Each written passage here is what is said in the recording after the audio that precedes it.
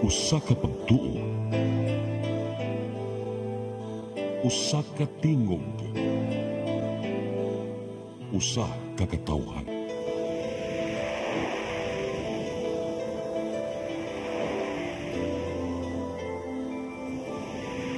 Cebu Catholic Television Network.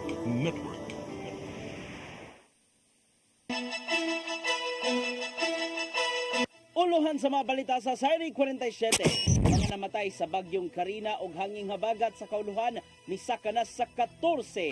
Mga protector sa illegal pogos kun pogo itribukar sa sunod nga Senate hearing.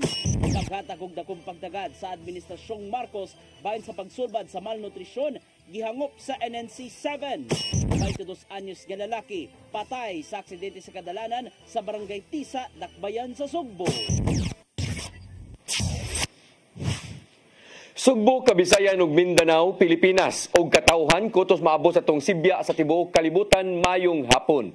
Live kita karon sa CCTN Channel 47 ug kini ang tulumanon sa nag-unang kasayuran nga angay natong masayran. Ako si Dennis Tabar. Tulumanon sa patas ng mga balita ug opinyon. Ako si Danica Caballes. Kini ang Sairi 47.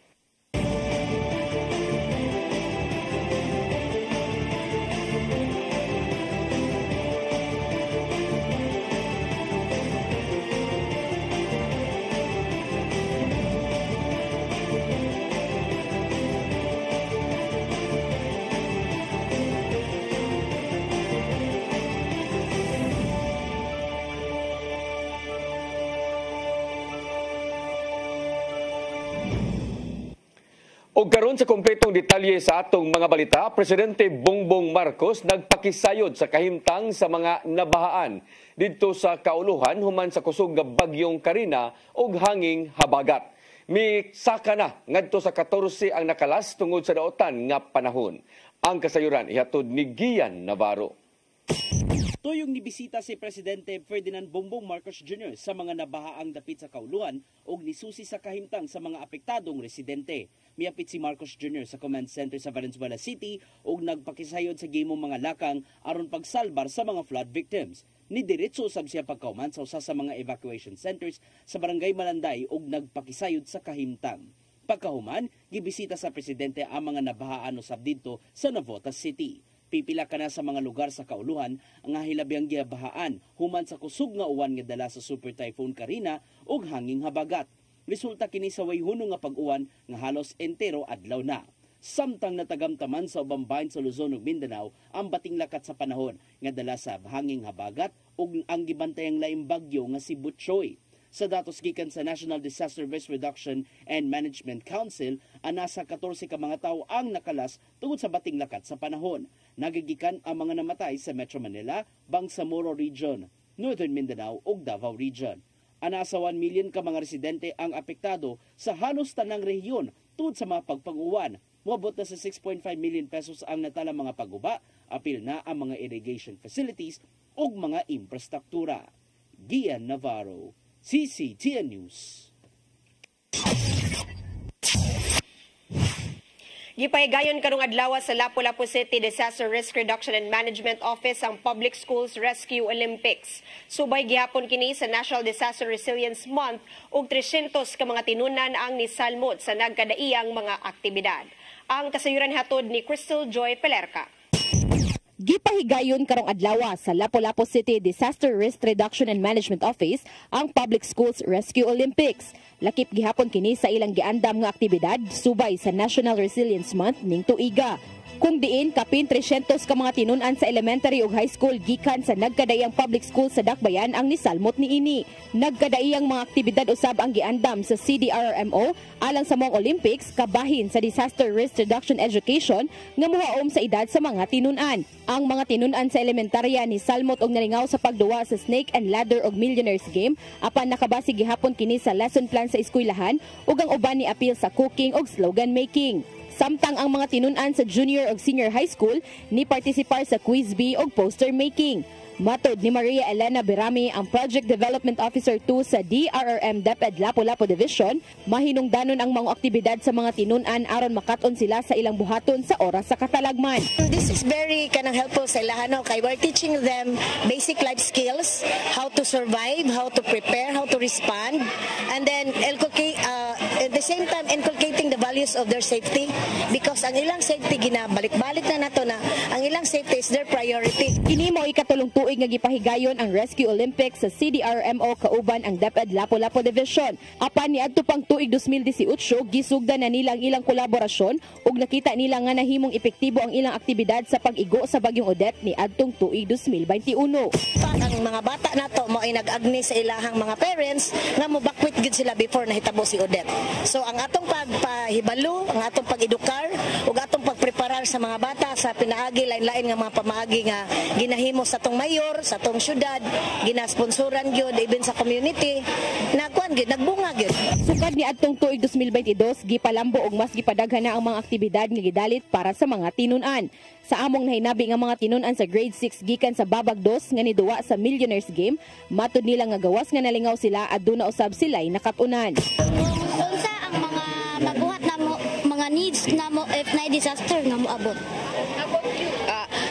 To split savings into individual earnings. Crystal Joy Filerca, CCTN News. Ibutyag ni kanhi Presidential Spokesperson Harry Roque ang mga protektor sa mga illegal nga Philippine offshore gaming operators kon pugo sa iyang pagtambong unya sa Senate hearing. Gikatakda mo patim-aw sa hearing sa Senado karong Hulyo 29, human gipasinginlan ni Pagcor CEO Alejandro Tingco nga nagpadagan sa mga pugo hubs. Atol sa nakalabay nga hearing, gibutyag ni Tingco nga gitabangan ni Roque ang usa ka pugo hub diya sa Porac, Pampanga aron maka-reapply sa iyang lisensya. Gitata usab ni Tingco nga wa siya gipugos ni Roque aron natagan og pagtugot nga maka-operate ang mao nga pugo nga girumbo sa mga otoridad. Mao nga ibulgar ni Roque sa Senado kung si kinsa man gyud ang giingong hari o reyna sa pugo hubs.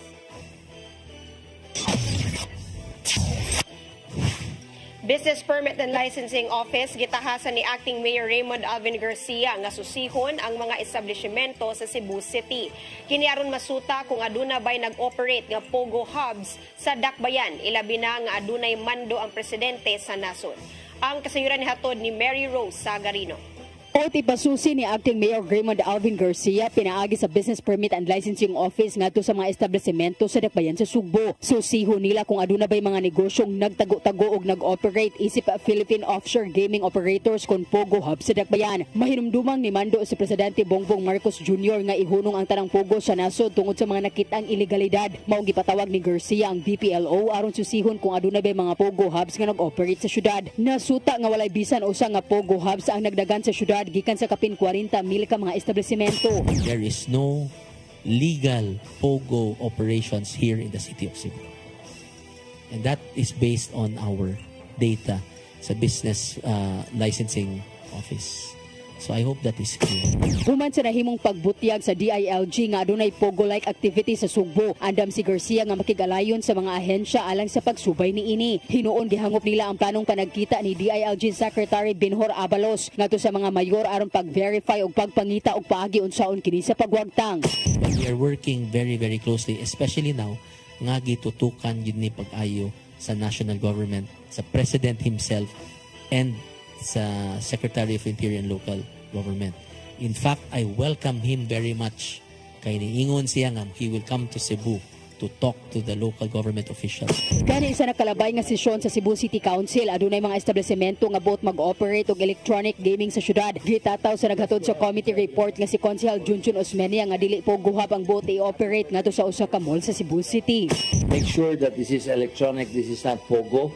The Happy Corporation are just one of the who applied for the license in PAGCOR. So this will be regulated and then also entered into the income generated with all Pagcor games. Buod usab nga makigalayon ang city government sa mga operatiba aron pagsumpo sa mga illegal pogo hubs kung adunay motumaw sa dakbayan. Mary Rose Sagarino, CCTN News. Sunog nga ni Ulbo sa usa ka budiga sa Barangay Tejero, dakbayan sa Sugbo, milanat ngadto sa 10 ka oras una pa nga napaong. Usa sa mga posibleng hinungdan nga gisusi karon sa kabumbiruhan mao ang linya sa kuryente. Ang kasayuran ihatod ni Gian Navarro. Naabtanog na po ka oras ang nimong panagkumbati sa mga kabumbiruhan sa sunog nga ni Ulbo sa saka hardware sa Barangay Tejero, dakbayan sa Sugbo. Nakaresponde dayon ng mga kabumbiruhan pasado alas 7 sa gabi human nakadawat og alarma. Sa dihang giisa na sa second alarm pagkauman sa 30 minutos, mibot usab ang ubang mga kabumbiruhan aron magtinabangay sa pagpaong sa kayo. Sumapa ni Senior Fire Officer 2 Wendell Villanueva nga gikatahong nagsugod ng sunog sa usa ka stockroom sa maong hardware. Laing hagit ang yatubang sa mga bumbero kay gawas nga adunay mga flammable materials ug mga tubo sa sulod nga nakapadako usab sa kayo.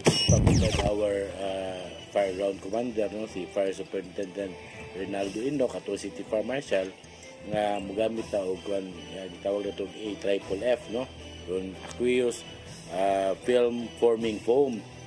Muna siya og kuan nga isagol ito sa tubig, muna siya kuan muna gamiton to pag suppress nga na klase nga mga sunog. Usa sa mga gilantaw nga posibleng hinungdan sa sunog mo ang pagkapalyar sa linya sa kuryente. Mong gipalam na sa mga kabumberuan ang investigasyon bahin sa mong sunog.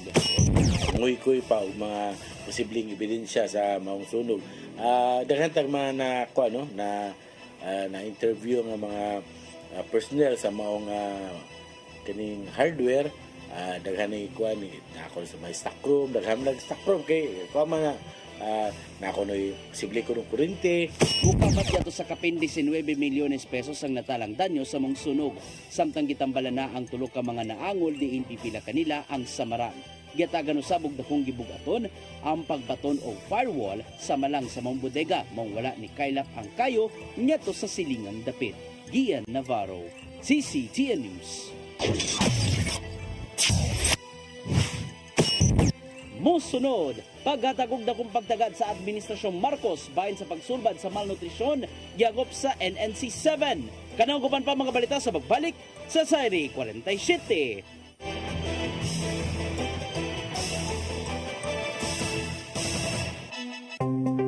Discover the beauty of the Philippines.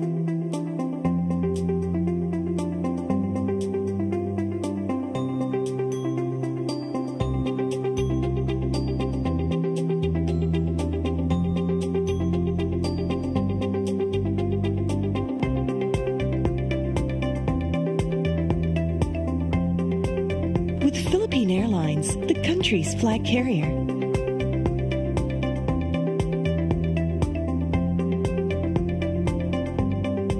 The airline that lets you feel the warmth of the nation.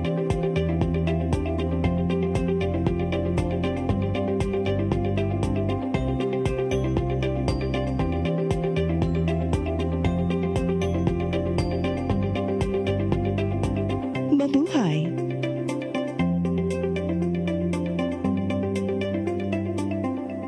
Holy Spirit,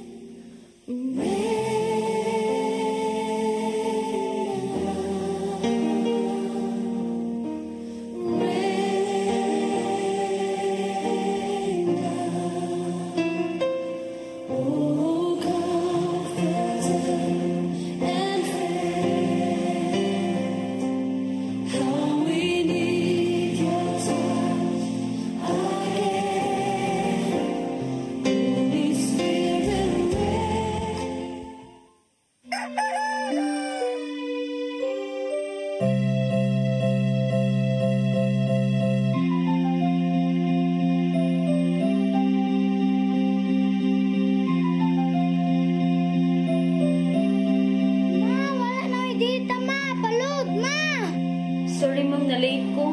Nangita pa mong gusto para internet sa kong anak ma'am. Ay wala na yung problema. Mag-sinisibo. Sinisibo, sinisibo.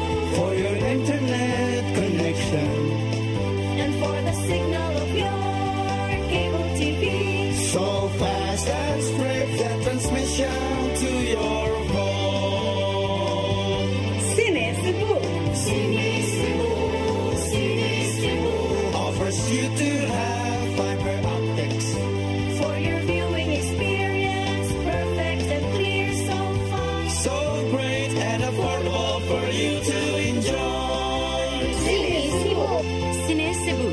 Television Network Incorporated offers fiber to the home broadband internet bundled with fiber to the home cable TV connection. Cine Cebu Television Network Incorporated with its operation in Metro Cebu and the whole province of Cebu soon. And affordable for you to enjoy. Cine Cebu. Be equipped, be empowered, and be informed. Caris Philippines. 2 national events will be held in Cebu City this year. First is the Caris National Leaders Conference, a gathering of spiritual directors, diocesan coordinators, and all leaders of charismatic communities on July 27 and 28, 2024 at the IEC Convention Center. For this first ever gathering of Caris Philippines leaders, Moses Catan and June Cruz will be joined by renowned Caris international speakers Shane Bennett and Cyril John. The event will be hosted by Couples for Christ in Cebu with the theme, You Will Be My Witnesses, Acts chapter 1, verse 8. Registration is now open for the July 27 and 28 Leaders Conference. Come October 4, 5, and 6, another gathering will be held in Cebu City, the first National Caris Conference, which is open to all charismatic communities, realities, and expressions. Hosted by the Brotherhood of Christian Businessmen and Professionals, the event will have interesting workshops and topics to help us grow in our various charismatic gifts and charisms. Watch out for more details about this event from our host BCBP in the coming days. Meantime, let's be ready to join these gatherings and pray for the outpouring of the current of grace in the Philippines.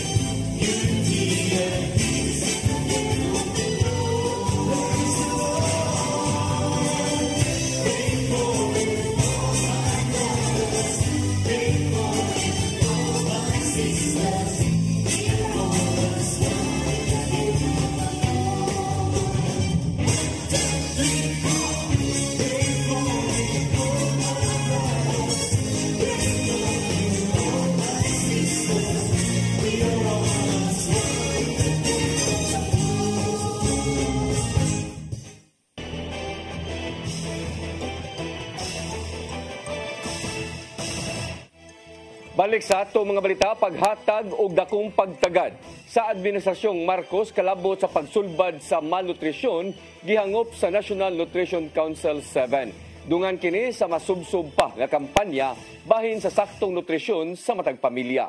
Ang kasayuran ihatod ni Gian Navarro. Gihangop sa National Nutrition Council 7 ang nimong pamahayag ni Presidente Ferdinand Bongbong Marcos Jr. bahin sa pagpalungtad sa saktong nutrisyon. Natuki sa nakalabay niyang State of the Nation address ang paghatag og pagtagad sa Philippine Plan of Action for Nutrition kun PPAN. Apan mas mapakusgan pa ang pagsulbad sa kagutom ug malnutrisyon pinagi sa mga programang adunay mga resulta. Sama na lang sa mas gipalapdang school-based feeding program nga nakahatag og epekto sa panglawas sa mga tinun-an. Nakita ni Dr. Parolita Mission nga seryoso ang kasamtangang administrasyon aron pagsulbad sa kakuwang sa nutrisyon ilabi na ngadto sa mga bata. Number one, of course, sa iyang priority ang nutrition together with the other related healthy lifestyle. Ana, nag-istorya siya about first 1,000 days, about the Philippine Plan of Action for Nutrition, ato ang mga kontragutom nga mga initiative. Hinuon nakita sa mga numero ang resulta sa mga pagpaningkamot sa NNC7 aron maminusan ang kakuwang sa nutrisyon sa mga bata. Sa datos nitong 2023, ana sa 7.2% na ang stunting rate sa Central Visayas. Pasabot nini ana sa 47,800 ka mga bata ang adunay gamay nga height nga dili haom sa ilang mga edad. Mong subsubang pagpaningkamot sa ahensya aron pagminus pa sa malnutrisyon nga dili ra kutob sa feeding program lang. Kinalang manambigit ang mga local government units sa pagsulbad sa mga problema. Samtang pagkusgan pa sa NNC, pinagi sa Media Information Network for Nutrition and Development 7 ang kampanya sa saktong nutrisyon. Kana pinagi silang information campaign aron pag-edukar o magamit sa katawhan ang mga impormasyon bahin sa saktong paagi sa pagkaon aron magmahinsog na usab. Kita sa atong bahin maghatag tag enabling environment para nila para mas mapaduso pa nila ang pagpatuman sa programa with our guidance and support. Unsaon nila pagpadagan yun sa programa gikan sa barangay level, sa munisipyo, sa syudad o sa probinsya nga ang Ian Navarro, CCTN News. Nakita ni Acting Mayor Raymond Alvin Garcia nga wala nagamit ang ubang medical equipment sa Cebu City Medical Center kay wala pa nahuman ang katukuran sa bagong building. Kini ang nahimong pagpaklaro human gitahos sa Commission on Audit pinaagi sa 2023 report nga mokabat sa 83 million pesos sa mga ekipo ang wala pa nagamit sa CCMC. Mato ni Garcia nga napalit ang maong mga kahimanan ni adtong 2021 tungod sa paglantaw sa city government nga mahuman ang bagong CCMC building. Maong gitun-an sa Acting Mayor ang posibleng pagpagamit sa mga medical equipment sa ubang mga tambalanan sama lang sa ablihan nga Guba Community Hospital. Hatagan karon og pagtagad sa kagamahanan sa syudad ang pagpatiwas sa katukuran sa bagong CCMC building.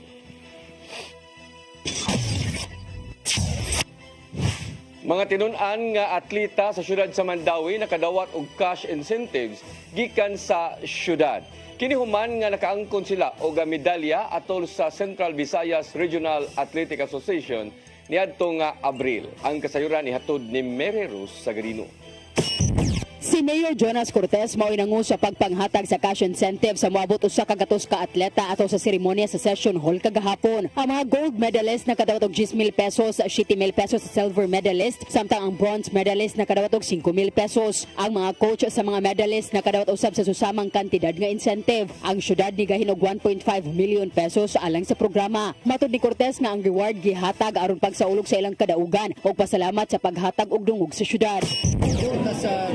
Sa reward sa ilang paningkamot. Namang ko'y panagpiyon nga nalagyan ko the resistance na itong sa gym, sa itong training, and the resistance in life can develop strong character. Kanya, mausan na igikinanglan na to ang likon nga mga batanon mo idalan sa hayag na kumaon. Usa sa mga nakadawat mao ang 12 anyos nga chess player nga si Micah Cadenas. Nakadaog siya og 3 ka gold medal ato sa Sivira Meet og nakadaog og silver ato sa bag-o lang natapos nga palarong pambansa 2024. Sayang kayong gold medal kay Kay last game, napildi ng gyud ko. But gold medal lang gyud to, pero thankful gyapon ko naka-silver ko.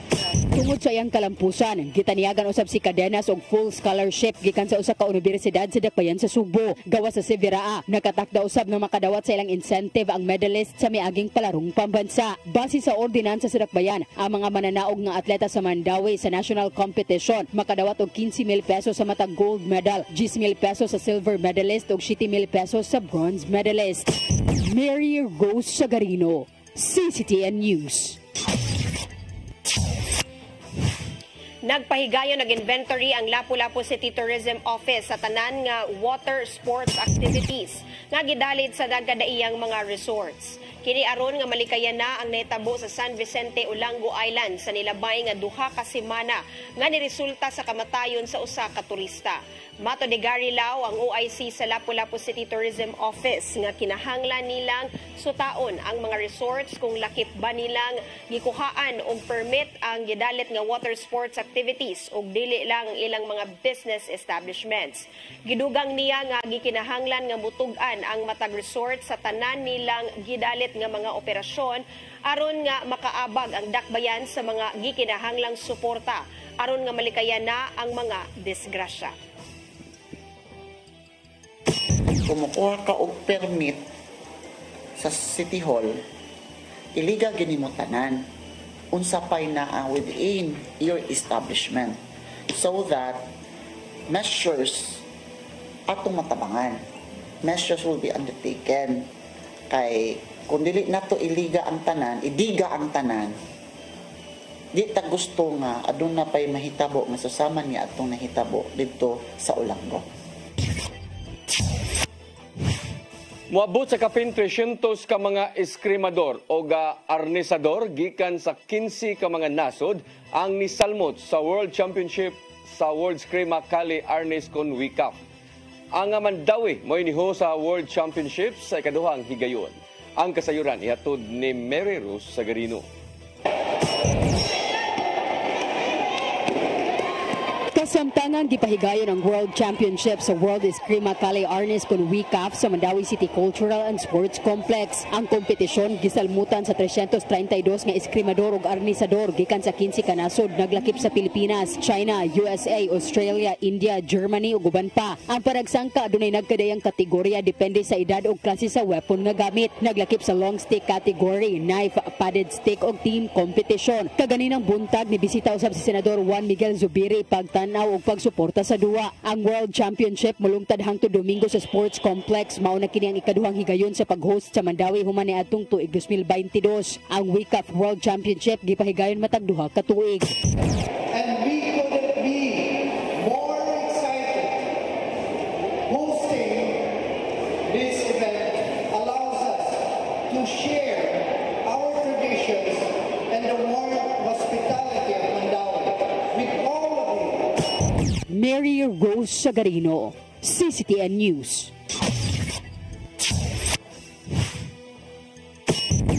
Musunod, 22 anyos ka lalaki, patay sa aksidente sa kadalanan sa Barangay Tisa, Dakbayan sa Sugbo. Kanaguman pa mga balita sa pagbalik sa Sayri 47.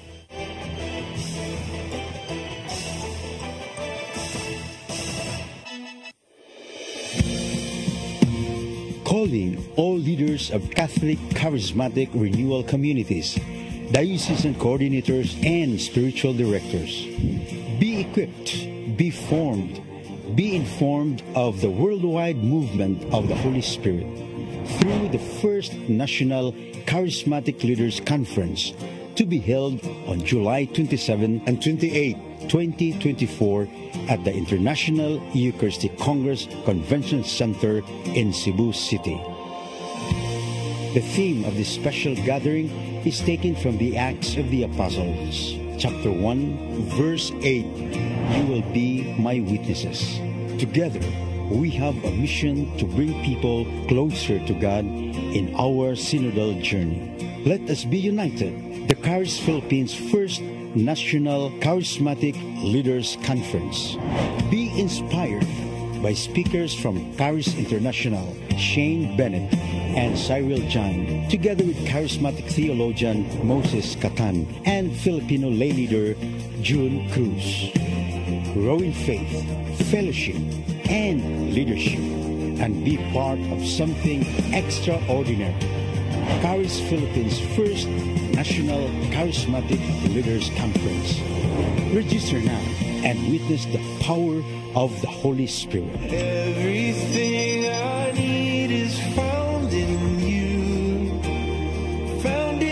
Jesus. Deadline for registration is June 30, 2024.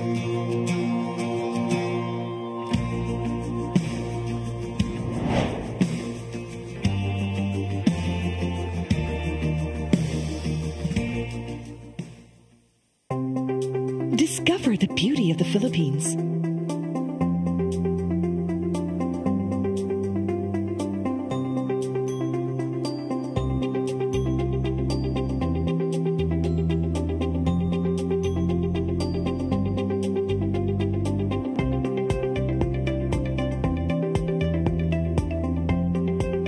With Philippine Airlines, the country's flag carrier.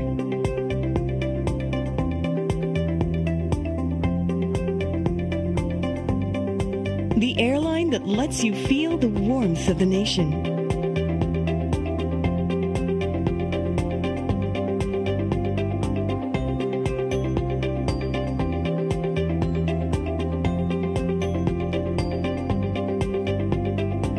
Mabuhay!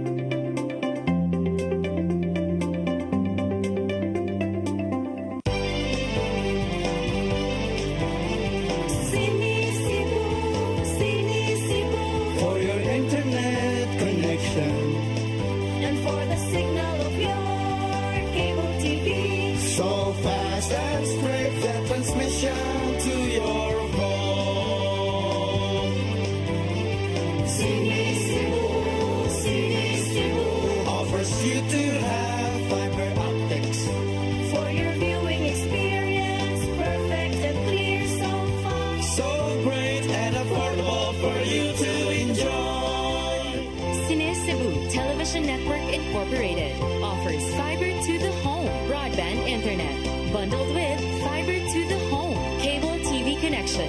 Cine Cebu Television Network Incorporated with its operation in Metro Cebu and the whole province of Cebu soon. Cine Cebu for your internet connection and for the signal of your cable TV, so fast and straight that transmission to your home.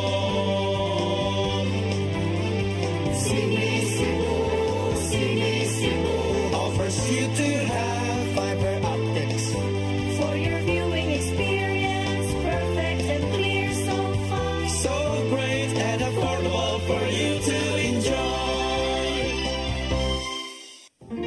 I am the God that healeth thee. I am the Lord, your healer. I sent my word and healed your disease. I am the Lord, your healer. I am the God that healeth thee. I am the Lord, your healer. I sent my word and healed your disease. I am the Lord, your healer.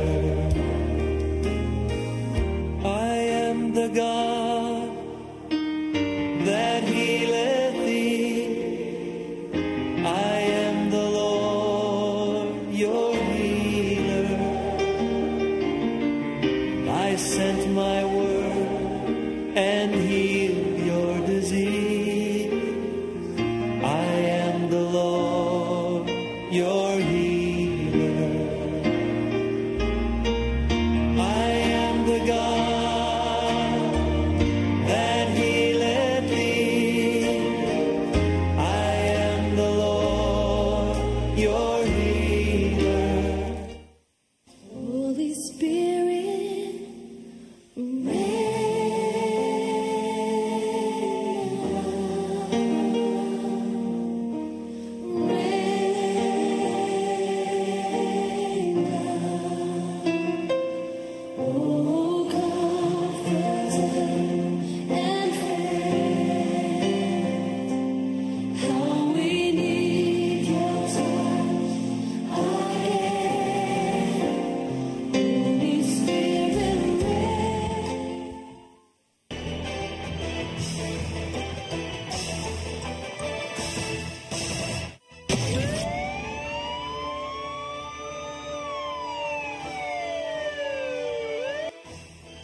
Balik sa atong mga balita, patay ang 22 anyos nga lalaki. Human nga mibangga sa Center Island nga gimaniho.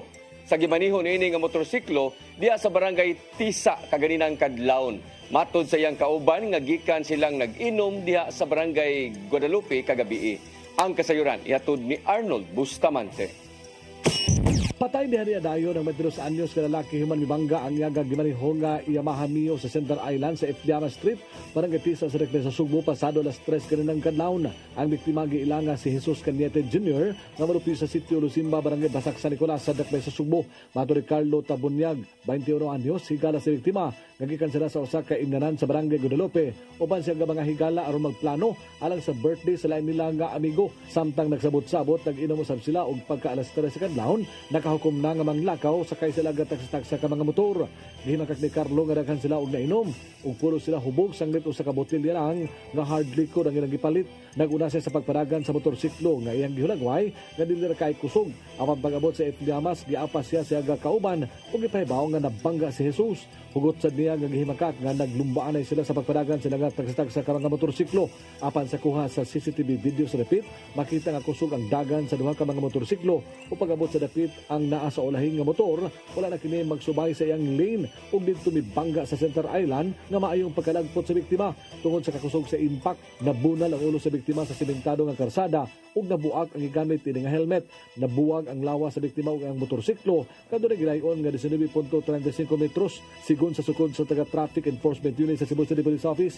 Mato ni Police Staff Sergeant Lito Busalanan, ang investigador sa TEU sa CCPO, nga kusog gyud ang dagan sa biktima ug nakainom sa kinisubay sa pamahayag sa mga kauban. Tungod ni subling na nawagan ng kapulisan sa mga motorista nga kung makainom na, labing maayo nga dili kini mo drive sa ilang mga motorsiklo aron paglikay sa disgrasya. Arnold Bustamante, CCTV News. Dulan 14 milyones ka pesos ga balor sa iligal nga drogas na sakmit sa buy-bust operation sa Regional Police Drug Enforcement Unit 7. Nakuha ang drogas gikan sa usa ka bodigero sa Shabu kagabi sa Barangay Kalunasan. Ang kasayuran ni hatod pagbalik ni Arnold Bustamante. Dulan sa 14 milyones ka pesos kabalor sa illegal nga droga sa nasakmit sa mga sakop sa Regional Police Drug Enforcement Unit 7 atol sa gilusad nga anti-illegal drug operation sa sitio Dubosteha, Barangay Kalunasan sa Rekta sa Sugbo, alas 8:30 gabi. Ang suspitsado gilang nga si alias RG, 31 anyos, residente sa Unit 3, Barangay Kalunasan sa siyudad sa Sugbo, nga gilang nga bodigero sa illegal nga droga sa usa ka dako nga drug personality. Nakuha sa mga operatiba sa RPDEU ang mga binulto sa gituang Cebu nga motimbang sa 12 ka kilo nga dunay standard drug price nga 13.9 million pesos. Ang mga nakuha nga ebidensya gi-turnover kini sa Regional Forensic Unit 7 alang sa himoon nga chemical analysis. Sigon sa mga operatiba sa RPDEU 7 nga tulo ka semana nila nga gipaubos sa monitoring sa RG, human migawas ang iyang pangalan sa mga milabay nga operasyon. Ingon makabarigya og usa ka kilo nga Cebu matag semana ang suspitsado tinangihang area of distribution mao ang tibok dakbayan sa Sugbo. Ang hepe sa kapulisan sa Central Visayas, Police Brigadier General Antonio Aberin, nagkanayon nga ang pagkasakmit sa mao nga ginaganon sa illegal nga drugas resulta kini sa ilang agresibo, focus, highly analytical ug human adherent drug campaign.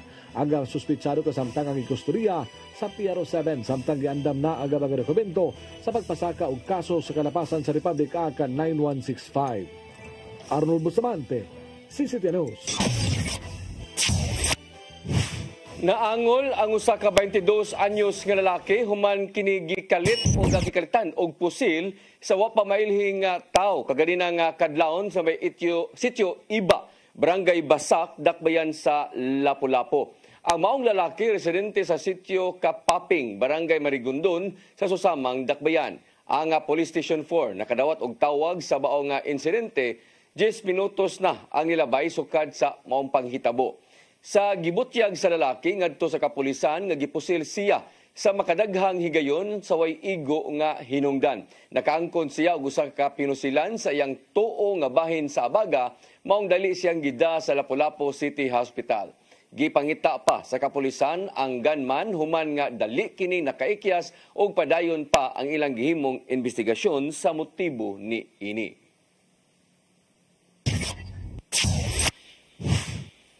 Mao kadto naglangkob sa atong mga balita sa Sayre 47. Ako si Dennis Tabar. Ako si Danica Cabalies. Hangtod ugma sa inyong paboritong tulumanon. Sayre 47.